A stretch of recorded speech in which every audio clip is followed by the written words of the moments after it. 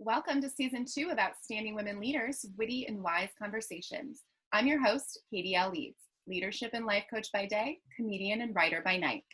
I'm on a mission to have 100 million witty and wise conversations around the world. No more, welcome to my TED Talks and Dear Abby advice friends. It's time to start having powerful conversations without being attached to an outcome for the person that you are creating space for in that moment.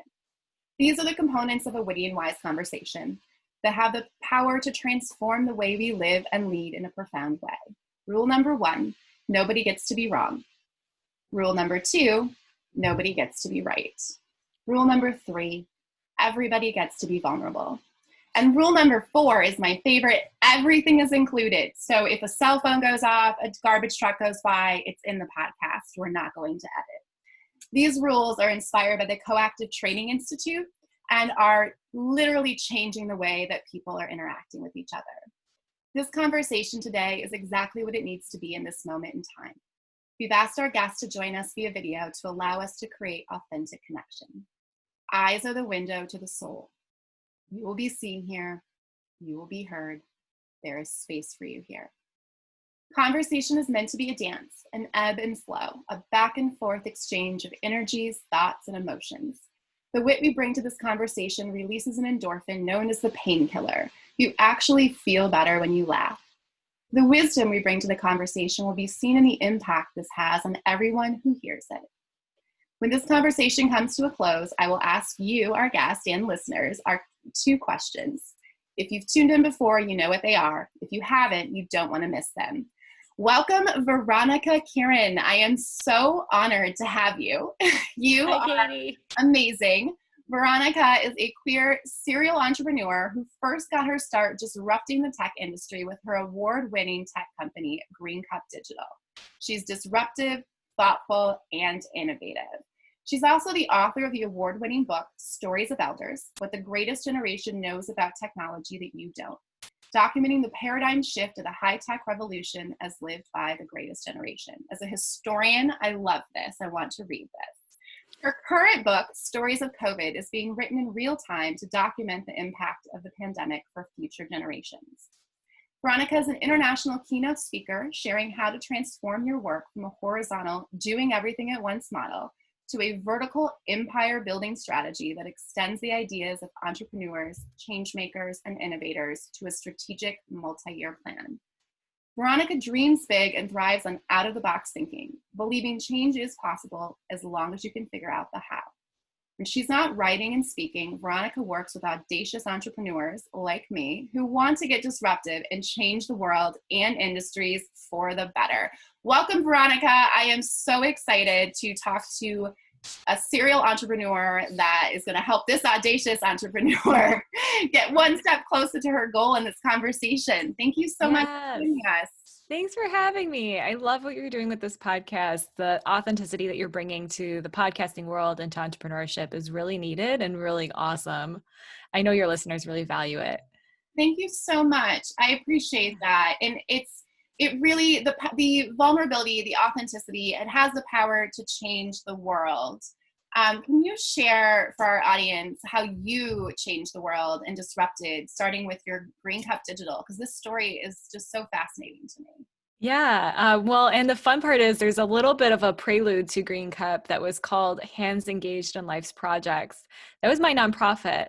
And I started my nonprofit 2 years ago. So on the topic of vulnerability, I thought that my career was going to be as a humanitarian. That was it. I never thought I was going to be an entrepreneur. But I worked for the government for 2 years in disaster relief work with the National Civilian Community Corps. And post-traumatic stress disorder happened. And I used to be so ashamed to talk about it. I felt really broken. And I felt like all the cliches of, military men coming home and shooting up military bases that light was going to be shined on me. And so I really hid that for a long time. I started my nonprofit to try to grapple with like that shift of I can't be out in the field anymore. Maybe I could still do the work that I want to do.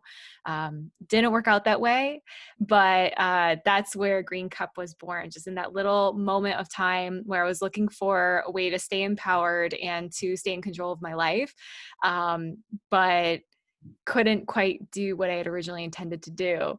And I really cut my chops on GreenCup. I stayed in that kind of, as you mentioned, the horizontal doing everything for a long Yes. time, because I believed like I was one of the, if not the only queer woman in tech at the time in this small little conservative city that I was living in. And no one had taught me how to scale. No one had ever shown me anything about that. And I was also, I think, the only anthropologist in tech as well in the city. And so I had it in my head that I was a special snowflake, and I didn't mean to. None of us ever mean to take that on. But I had so many reasons. Capital R. I had so many reasons. Yes. And so I was doing everything, and I was working 70 hours a week. I was burning out. My post-traumatic stress disorder was constantly triggered because stress is in the name. Yep. And I realized one day that I had created for myself a job that was shitty instead of the freedom that is entrepreneurship. The whole reason I started GreenCup was to be more free, to free myself of the man and to have decision and be able to travel and be location independent. And I'd done none of those things because I didn't understand the difference in the paradigm between having a job and being an entrepreneur. Once I figured that out, once you figure out there's a problem, that's when you can go solution finding. I figured out how to scale.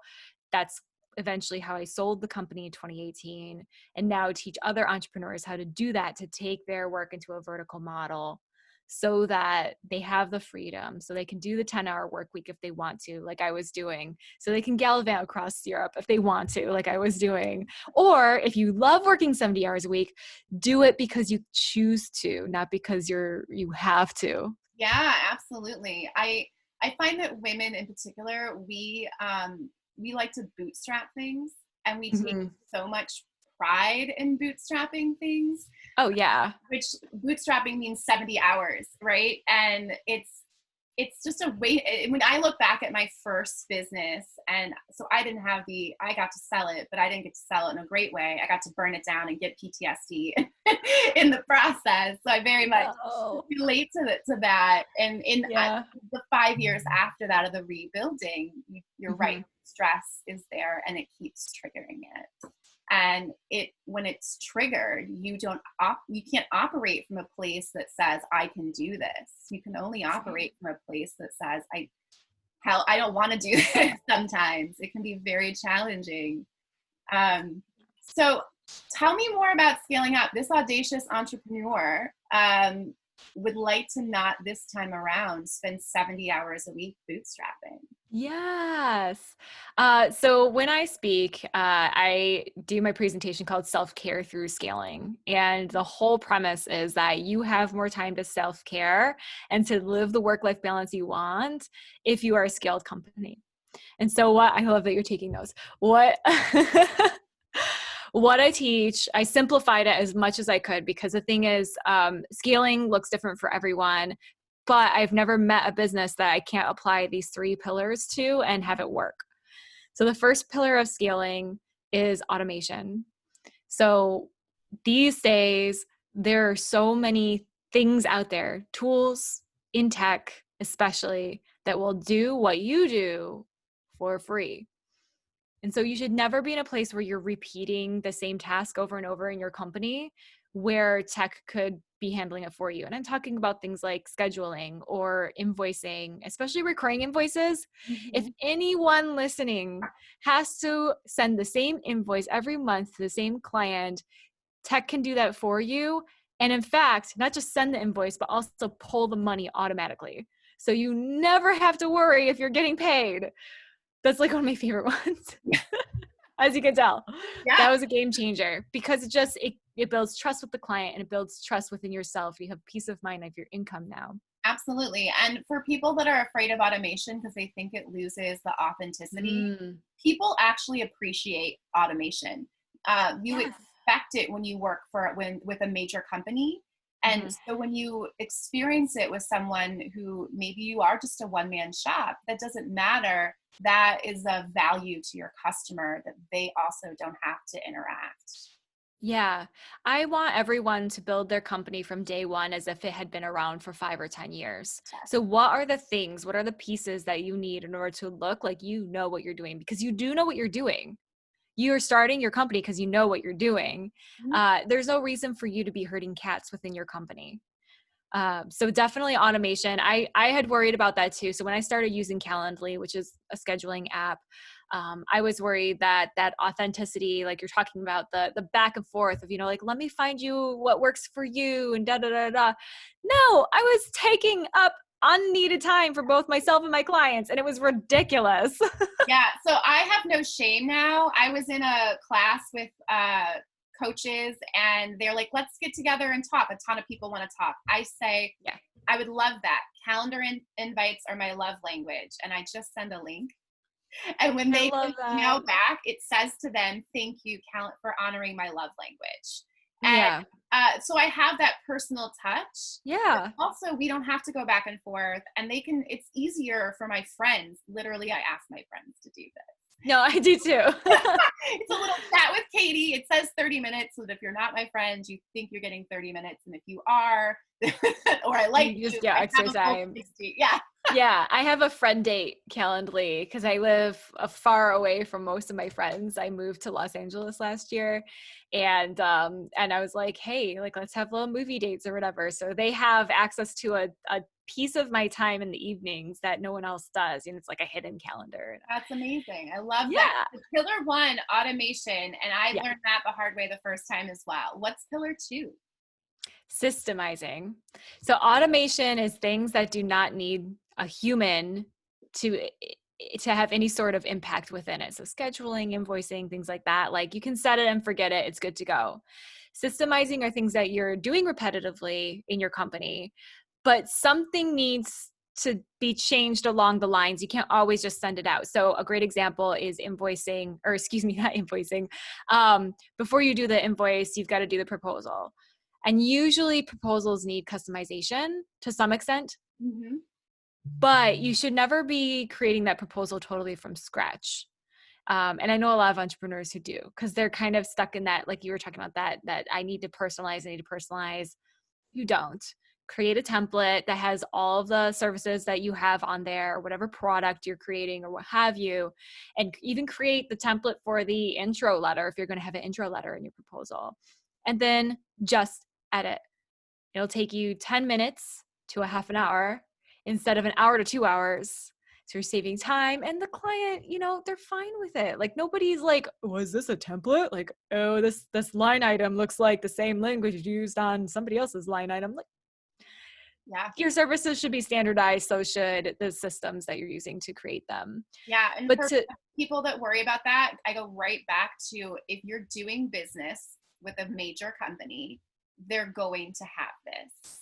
And yeah. so you're really elevating what you offer Mhm. by doing this. So let go of that fear that you can't template things, right? Yeah.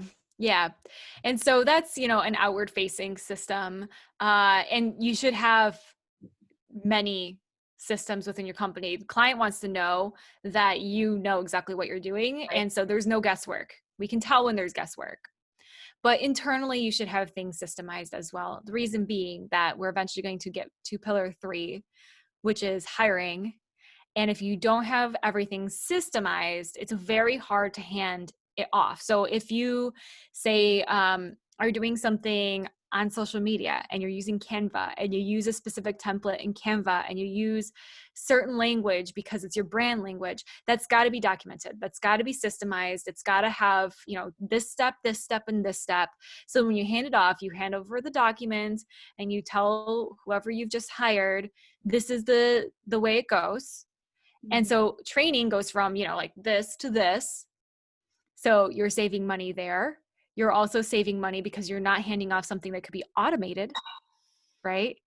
And then the employee is going to have so much more confidence in what they're doing. They'll feel empowered in coming into the job instead of like, I don't know, I'm guessing. You never want to have your employees guess because you won't know what's going on and they won't know what's going on and everybody's confused and it all turns to shit, even if they're really good employees.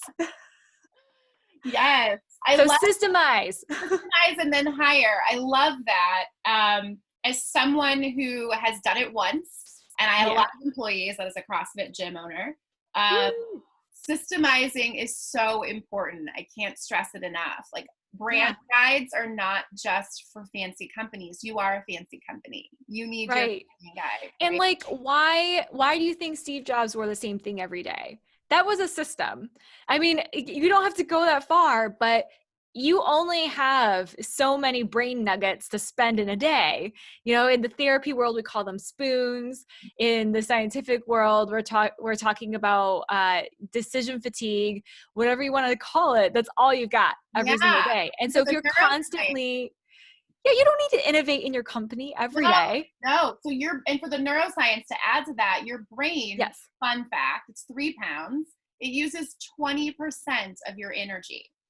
And so do you really want to waste your tiny little gas tank, right? 20% of your energy is a lot of that. Do you really want to waste that on all these other pieces? Exactly. Right? Decision fatigue. Yeah, exactly. And so then we get to hiring, which is so scary for so many entrepreneurs. It's the big kahuna, right? Mm-hmm. And I know you went through this. I went through it and I did it wrong a few times. We all do it. We do it wrong. So first of all, just grace. Just feel some grace for yourself as you're going into hiring. However, you can empower yourself in hiring by having systems, by having automation, having things documented. And then as hiring starts, just to kind of give like really broad strokes, really quick overview of what I recommend for hiring. You don't have to go towards a full-time employee right away. Contractors are okay. You still want a job description. So take the time, even if it's for just social media, it's not just social media. So take the time to create a job description. And in that job description, make sure there's a tripwire. I want to see something that they have to do to prove that they are worth your time, worth the time for the interview, et cetera. So obviously a great tripwire is like no emojis in your freaking cover letter. I don't know if you ever got that, Katie, but like, I don't know why, but like I would get emojis and cover letters. I asked for a cover letter. See, tripwire. So they have to do something. Give a cover letter, send your resume, 3 references, and something extra for my assistant. I knew I would have a lot of research involved. And so I said, can you research? I gave them just like such a tiny little task sliver within what I knew they would be doing. And I said, and I need 5 examples. You document it and you pull in the information however you want. So I wanted to see how their brain worked. How would they organize this information? Where would they go? Where would they find the sources? And I said, I will pay you for a half an hour of this work. And so, you know, they didn't have to do it just free of charge. I was honoring the fact that they know what they're doing to some extent. They are a real live thinking human being. They deserve to be paid for their time. But that started giving me an insight. Okay, like this is the database they were able to create. And then the one, of course, I hired, which we just had our 1st year anniversary, which is so much fun. Yay! Yay! But she said, okay, this is what I was able to find in half an hour. This is how I organized it. This is why I organized it this way. This is where I searched, but this is where I want to search if I have the opportunity to do it again, because I discovered this isn't this in the search process. Yes, please. And then a stellar interview, and then, you know, a stellar year so far, right? I love that you wanted to know how they think in order to work for you. That's genius. That is well, because as a former teacher, like how someone thinks is so important to whether or not you're going to mesh, and you're hiring someone to support you, not to challenge you, right? Hire your coach that thinks differently. Don't hire your assistant that thinks differently. Right. It's not going to work. That's an amazing tip for anyone that is thinking about hiring is what is something that you can give them to do. I love that you paid them for their time and honored it. And it's such a minimum commitment for 30 minutes, right? That doesn't cost you anything. Yeah. I mean, if you're hiring, you better have a budget. And, you know, we can talk about that. There's like all the budgeting and finances, and I love talking about that stuff too. But if you're going to pay someone and give them a livelihood.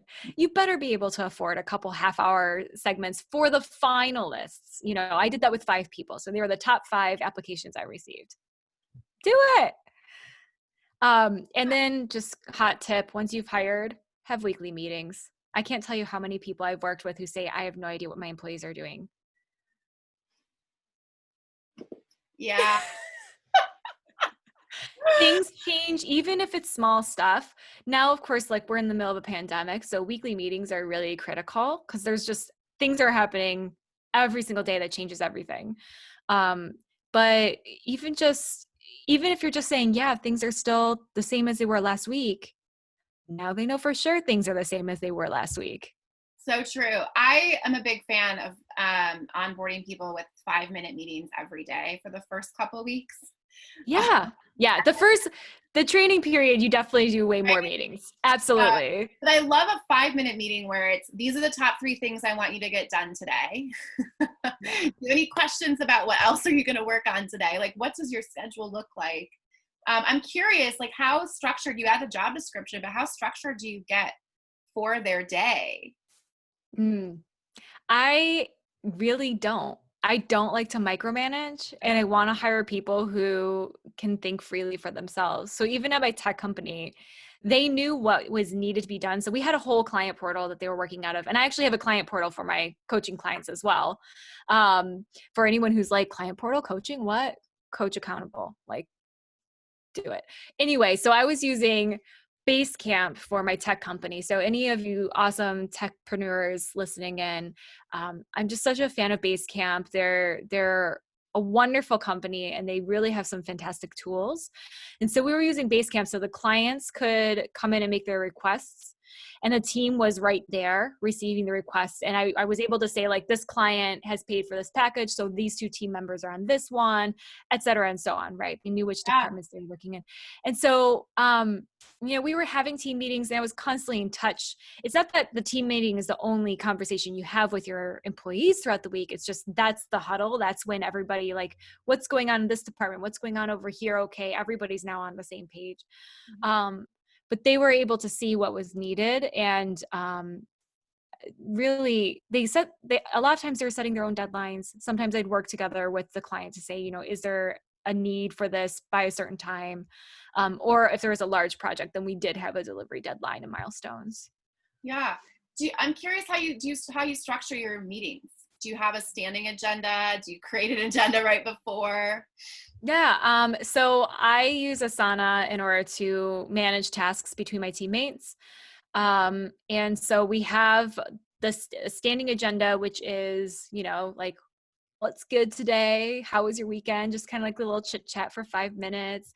And then we want to go over what was good last week. So, like, what did you accomplish? What got done? What did you love?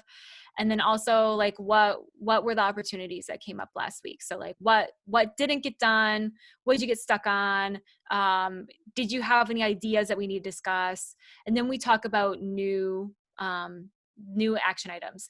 And we're all doing this. So I'm saying what I did last week and what I missed on as well. This is an even playing field here. We're going egalitarian. I'm in charge. I'm leading the meeting, but I'm also subject to the same rules. And so we talk about new business, like, what's up? Is there a new client? Is there a new publicity, new award, new speaking opportunity? What's new mastermind, which we're going to discuss, right? So everybody stays on the same page, and the employees can also say, like, hey, I had this idea. So that's new business, right? Yes. And then we discuss what's going to happen for this week. Any meetings, milestones, events that we all need to be on the same page for. That's it. It takes a half hour, What I love about that structure is you're creating a coaching culture within your meeting, right? Where if you personally say, I'm struggling with this, your employees have an opportunity to coach you through that, and vice versa. Or take it on. Yes. And so you have, it's just such 5-dimensional leadership, to pull on my coactive leadership program, right? You have this leader in the front, you're running the show, but you're also a leader besides, you're co-leading with these people. Mm-hmm. You're also a leader in the field because you're doing the same things that people are doing. and you're this Right. leader behind where you're supporting each other. Mhm. And that leader within and everybody in the team is so full because you're all there to celebrate the good, to support Yeah. what you miss, and then to be able to offer up your own thinking. Mhm. That this audacious entrepreneur here with my witty and wise conversations is what I'd love to bring to HR departments in corporate America. Yeah. Which is so needed. I know. It's Yeah. funny is I in my classes I get to meet people who are coaching in HR, and the problem with the brain is that we have patterns. And so when we Mhm. add new information, we add them to our current patterns unless we're willing. And it's so hard to get our brains to create an empty file. And so Oh, yeah. unless you're outside of your comfort zone, hint, hint, this is where the magic happens, where you can create something new and then you can go back to your old patterns and see how they fit. But Right. people in HR, people in corporate America can't do that. Their Mhm. patterns are too strong. And so even though we're in the same classes and we're learning the same methodologies of coaching, it was interesting to hear this HR director say, so the most popular product is these short-term coaching sessions where they can put a fire out. Yeah. And we also offer 6 month, but most people don't. And that has, confidentiality, and there's a contract, and there's like 3 things that they're going to be different at in 6 months, which not as many people do.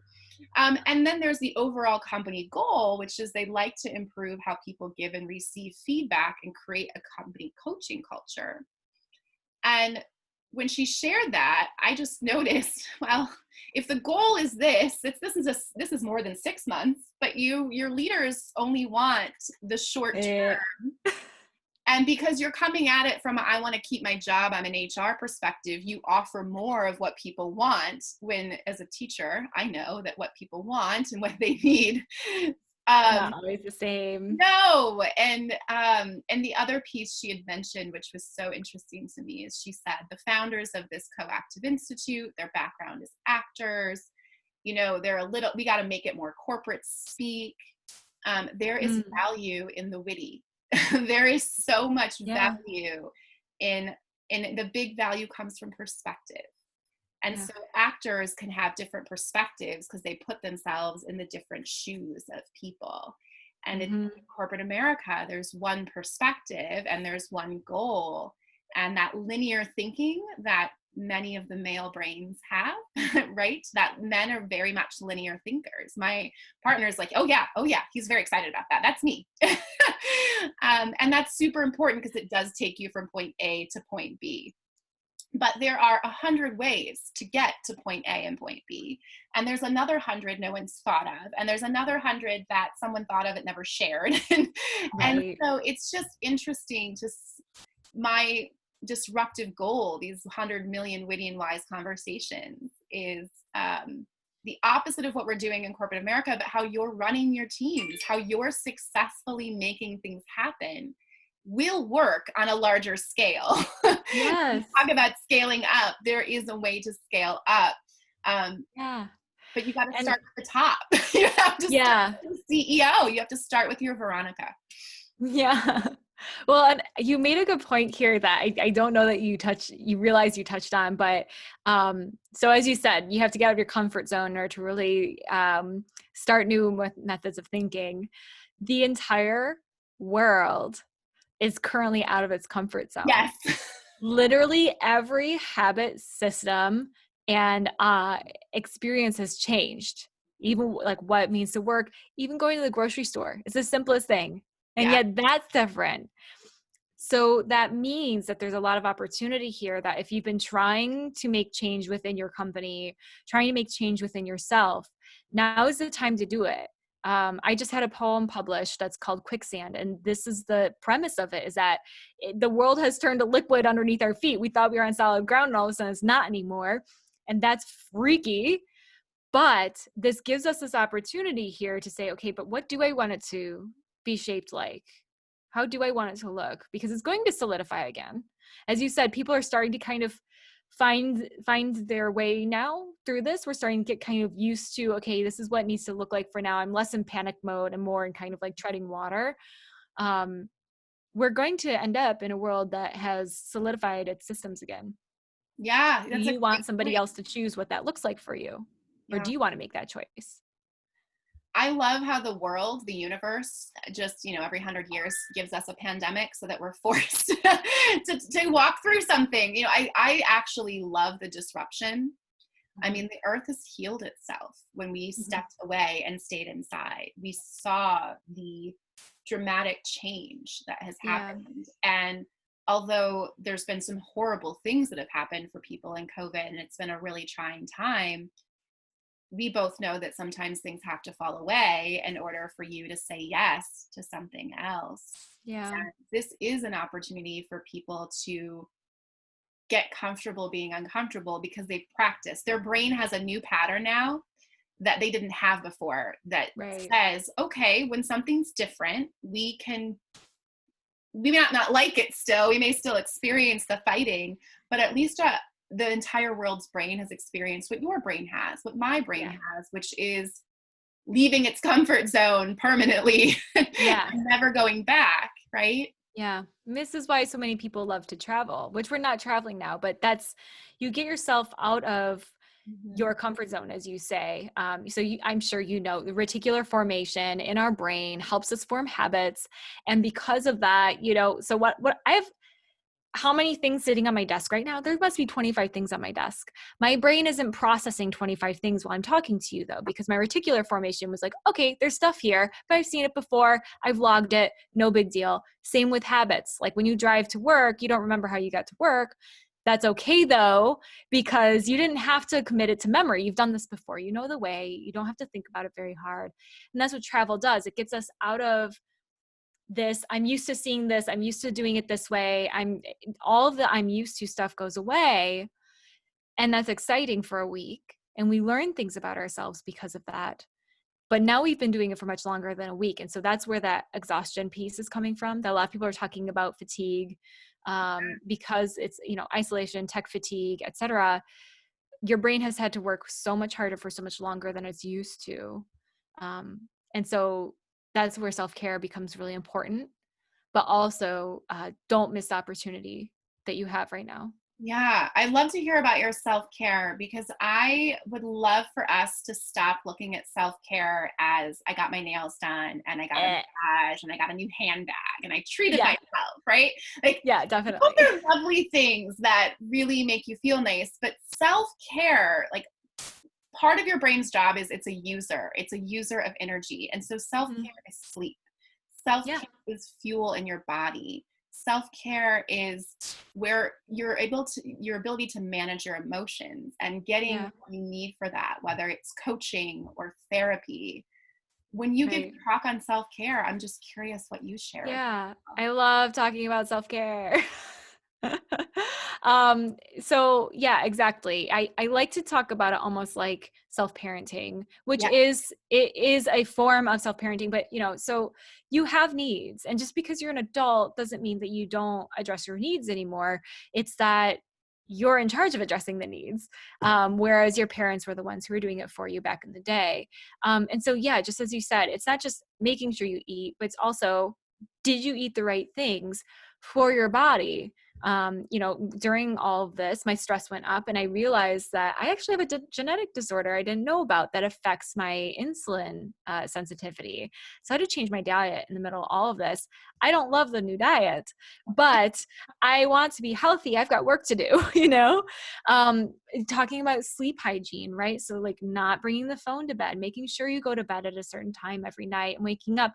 Is it fun? Is it partying like in college? No, but you don't always have to do the absolute most fun thing and then burn yourself out from your life's work. So self-care is really that intention to make sure that this vessel and also your mind are well cared for and have the energy that they need in order to do what you need to do. And I've talked to a lot of people who see the wall of, this is all the stuff I've got to get done, oh my God, and then they get into that space of the OMG space, Yeah. the freak out, the I have to, the time's running out. Time will always be running out. Time is not a renewable resource. That's scary. And if we focus on that, which I went through a year focused on that, that was not a good year. But if we stay focused on that, then we lose our self-care, and then we burn out, and we can't actually get done what we had intended to get done in the first place. So look, you can sprint in a day, that's fine. But after a sprint, you eat some really high fuel foods, you drink tons of water, you rest, you stretch, right? So that goes for everything within your life. Everyone is different. Find what works for you. If a pedicure feels really awesome and it delivers, a feeling of being cared for by somebody else and your body image and gets you away from your kids for an hour, whatever, fine. But it's not just going to be that. Yeah. You also have to go to the doctor. You also have to go to the dentist. Yeah. If people really, so as I started getting into the neuro coaching and understanding the user brain, it became not about do I want to lose 10 pounds? It became not about, do I want to get this thing done before I go to bed? It became more about really understanding, holy crap, this is what my brain is trying to tell me. Yeah. My brain's saying, we just learned a lot of information the last 3 weekends of being in an intensive school. Right. Monday is not going to look like Monday looked like before we did school. And instead of my brain's pattern of searching for why did I get lazy today? Why did I stay in bed till 8 o'clock? Instead of doing that searching, my brain, I'm totally at peace with knowing that I don't need 12 hours of work. I need 4 hours of really good work that gets the things done. And I think people do realize this when they think about their jobs. My corporate America people, my people that are working from home that have realized, wow, I actually can get this 8-hour workday done in 5 hours and do some other stuff while I'm at home. And again, a chance for people to change their thinking and a chance to experience something new. So if people really understood what water does for your brain, what meditation and oxygen get into your brain does, it literally allows you to access more. And why would you not want to access more of your brain? Right. You're already feeling fatigued. So embracing the self-care industry, not in the judgy, I bought myself stuff and I'm feeling good. The pedicure part, it is rest. It is getting away from someone, right? Right. But the endorphin, being clear on that benefit. Yeah. It's not just the froofy, it's really the benefits of I'm taking a moment for myself, and I haven't had a moment for myself in 2 weeks, or whatever it looks like for you. For you to have your brain rest in that moment is lovely. If you don't think a nap would benefit you in the middle of the day, but don't forget that your brain has some other needs too. And we don't talk about fuel as being a need for a brain. We talk about it as your body or exercise. You actually can create new brain cells. We talk about, and I remember learning about how you kill them when you drink in college, but no one ever told me that you can regenerate brain cells, which is true. And I didn't know that when you exercise, you're stimulating the hippocampus, you're creating new abilities in neuroplasticity, and you actually can regenerate brain cells. So when you think about exercise from that level, maybe you don't care about how you physically appear, and that's lovely, but your brain cares about that exercise a lot. Yeah. It will do so much more for you if you use it. Definitely. And you see that I talk about empire building all over, everywhere I'm talking about empire building. What I mean by that is that you have created something that is a legacy. It is lifelong work. It probably has multiple offerings, like a book and speaking and coaching and a product or a company, or, there's multiple things that you're creating. You're not going to get it all done in a year. And so self-care I'm going to start here and go. So we're talking about the vertical business model again, taking one thing and making that be the foundation and moving forward in a long-term plan. And you can't do it. You cannot do this 60 to 80 year work if you are not taking care of yourself. Yes, absolutely. And with the vertical, because I'm in phase 1, and phase 2 for me is going to be a master class, and you are launching one. So let's Yes. talk about your masterclass that you're launching now. Yes. I am launching Scaling Lab and I'm so excited about it. I am too. Yeah. So it's a weekly mastermind around scaling. And it's for people who are entrepreneurs and they know that they're building, just like what we're talking about, this empire, this lifetime legacy work. And you want access to coaching, but you either don't need deep dive 6 months biweekly sessions, or you aren't in a place where you quite can afford it because of, whatever you've got going on. It's okay. And so Scaling Lab is a themed weekly mastermind. So we crowdsource the themes that the group needs. And we have hot seats. So we get 15 minutes deep dive into a topic, and then we do hot seats around that topic. So each individual gets a chance to go deep on their specific company, because each company is different. Mm-hmm. Social media means something different for my company than it does for my client who has a product, right? So it all looks, but if that's a topic, they deserve to have that level of understanding around it, just like I do. And so then we can go deep on hot seats for the last 45 minutes of each session. And it's super fun. I'm so excited about it. And right now, as I told you, I'm doing the first 30 days complimentary. So if you're curious, like if you've never been in a mastermind, first of all, come on in. It is so fun. You learn so much, because it's not just what happens between a coach and a client. That's one relationship, and so that's one energy level, and that's awesome. But when you have multiple people, what that means is that there's other inputs, and that's the design that I'm going with, is that I'm not the only one coaching. You are getting co-coached by your fellow mastermind members. Yeah, I love that. So my neuro class is set up to be in this mastermind, and what's missing though from it is the crowdsourcing. It's interesting that it's missing. It's incredible. It's so important to have that. So a group of owls, fun fact, is called a parliament. And so, isn't that great? I love that. I didn't know. Yes. And so I want to create a parliament, because everyone needs a coach and no one needs a coach. And what that means is that all of you are coaches. Everyone is naturally creative, resourceful, and whole. Mm-hmm. And the mastermind that you're creating, that business owner who has a business that's not like anybody else's is going to get perspectives that they would not have heard if they had not sat in that. Right. And by the time they get to actually tackle theirs, they might actually have a new folder of information that they've created simply by experiencing that. Exactly. I love that. My vision for my parliament is getting more of the emotional brain that we tend to ignore in corporate America. It's not valued in corporate America. Yeah. But the problem with it is that we can actually grow that side in a very relatively quickly way, like 20% more access to when you are able to control your emotions and understand them and use them to help you expand your thinking outside the box, right? But we don't value it in the corporate setting because we think of emotions as volatile. We think of them as anger or and so women, unpredictable. Right.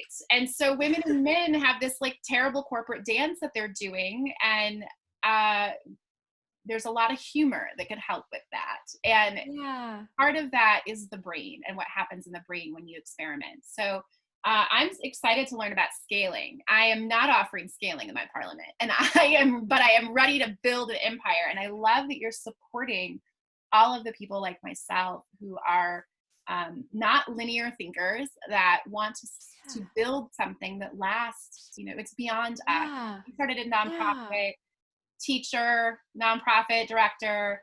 My gym was kind of a nonprofit. Not really. I mean, we made money, but I supported a lot of employees with it. And so I just love that you're doing something that is going to impact and ripple out, like, to so many people, and the people that they hire and the people that they end up hiring, right? It's just 100 million witty and wise conversations. Like, you're doing the 100 million audacious entrepreneurs, one masterclass at a time. It's incredible. Yeah, exactly. Yay. We are change the world. as we try to change the world. But I do want to talk about your latest book project, Oh, yeah. COVID. And I would just love to hear a little bit about what you're learning or what's happening as you're doing your research. Oh my God. So for those listeners that aren't sure like what's going on, so my degree is in anthropology and I study paradigm shifts. And the first paradigm shift that I documented was the high-tech revolution, which we all are benefiting from currently. But the thing is that none of us have lived its entirety except the greatest generation. So those are people born before 1945. And so they have this perspective of remembering the crank cars, remembering the first radio, not the first television, but the first radio, remembering party lines. And now a lot of these people I interviewed grew up in those scenarios and now have iPhones. So to see that and have that perspective documented was an incredible journey. It totally changed my life. And now we're going through another enormous paradigm shift, just as you and I, Katie, were just discussing, and how there is a ton of opportunity here, but it's also really scary. Living on quicksand is a freaky thing. And so I'm interviewing people worldwide. So any of your listeners who want to interview, I'm not done yet because the pandemic isn't done yet.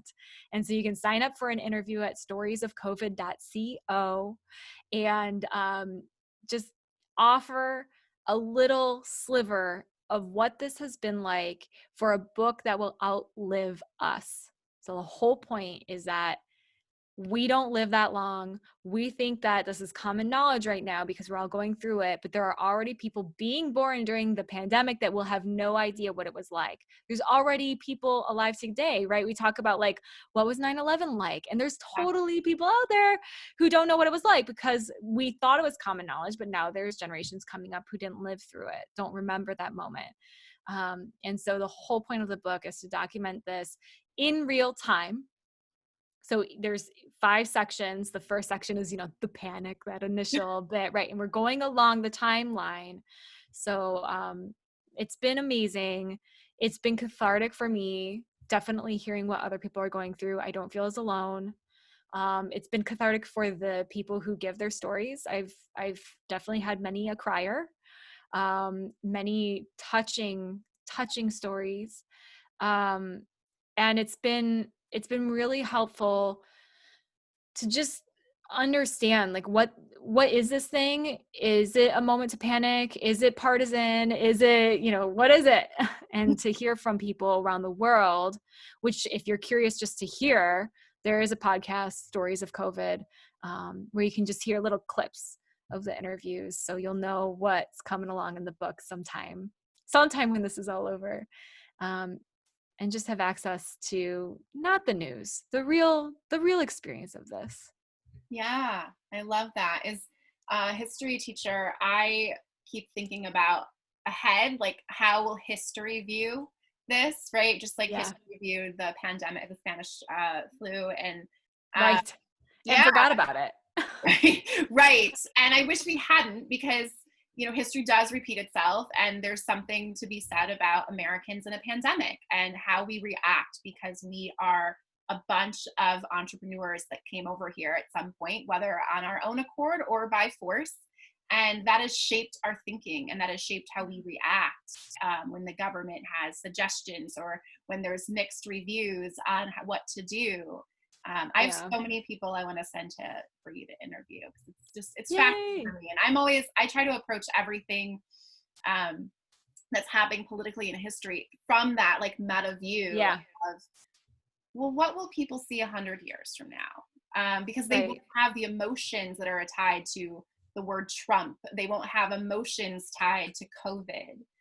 And so you get a different perspective. And definitely. Hence why I love Witty and Wise conversations of different perspectives. I love what you're doing with the book because you get to read. And for the podcast, people should absolutely check it out to hear the different perspectives of what it's like. If you're in a perspective that the COVID is horrible, there's some really bright moments of things that are happening. So thank you so much for joining us today. I could talk to you for hours. I probably will. Your mastermind sounds amazing. I I loved it. And I think honestly, my favorite part was hearing the three pillars, the automation, systemizing, hiring. Like I didn't have that language to say, these are the three pillars. You're 100% right. And it's gotten my wheels turning about where I personally can look at my systems that I know could use some work because I'm looking at hiring someone. So this is why I love the Witty and Wise Conversations. I got to learn something today. Before we go, you have a lot of things going on. Where can people find you, follow you, listen to you, read about you?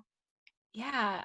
So easiest place, like the central hub for it all, is veronicakieran.com. And Kieran is spelled Kirin, like the Japanese beer. I'm Croatian, so I don't know. And that's where you can get my social media links. That's where you can find my YouTube channel. So if you're looking for more information on that concept that I shared about quicksand, living on quicksand, I have a visualization I created in order to help you reframe what you're going through right now. And it's right on my homepage. And that's where my books are. That's where everything is. So if you're curious, just come find me on my website, veronicakieran.com. I'd love to have you. Yes. I need more of Veronica in my life because I am a woman that is not good at tech. I am your standard. And when you talk about automation, what holds me back from some automations is that I have to set them up. So definitely going to check out your masterclass. If you'd like to learn more about your own witty and wise conversations with, and having one with me, owlprofessionalcoaching.com is where you can go. I'd love to have you on the podcast. I offer complimentary sessions, so I'd love to speak with you. One session is all it takes to take the first step to transform your thinking, align your heart with your brain, and start creating the relationships that you desire. You can also check me out at Witty and Wise Conversations in relationships the last Wednesday of the month. Veronica, I'd love if you want to join us. It's 5:30 p.m. Eastern time. Okay. And it's a 90-minute fun workshop. We'll see if it goes 90 minutes. I have a last half hour for questions. I feel like I'll need more time to do that like hot seat coaching that you talked about. We're going to be breaking out into some Zoom groups. You're going to be meeting people that you've never met before and practicing being witty. And I'll talk a little bit in that about how the neuroscience in the brain and what's going to happen and what you're going to be able to access as you practice working with your more emotional side of your brain that will absolutely, and I have promised you that your rational side will fight it.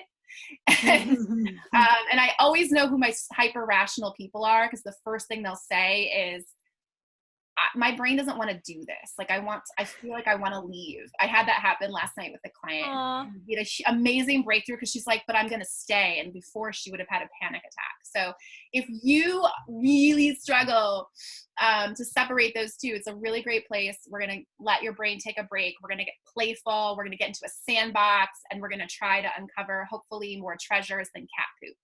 So if you want to learn more, you can follow me on Instagram or Facebook at Owl Professional Coaching and Twitter at _OwlWomen. We release all of our podcast episodes Sunday night if you subscribe to the newsletter or Monday morning for your motivation at Outstanding Women Leaders.